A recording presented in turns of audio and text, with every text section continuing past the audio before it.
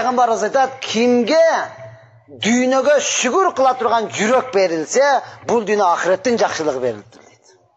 Дүйнөгө шүгүр кыла турган, биздики наоборот болуп калды. Динге шүгүр кылып калдык да. Намаз бир вакыт намаз окусам, Кудайга шүгүр, жумага барып турам. Намаз окуйт, жумага постоянно барып, жумадан калбайм. Баяндарды угуп турам. Ибой жерге. Айланып кетен сен дүйнөгө шүгүр кыл. Бир тумагың барып болот ошол, жытылганга чейин кие берем. Бир чапаның жетет мына ошол. Тытылганга чейин кие берем. Дүйнөгө шүгүр кыла турган жүрөк берилсин. Ибадатка эмес, урматтуу туган. Биздики ибадатка эле шүгүр кылып калды, дүйнөгө жаның чыгып кетип атат да, дагы эле тойбойсуң. Ошондон арабдар айтат: "Ал айну басиратун вал яду касиратун." Көз көрүүчү, кол кыска.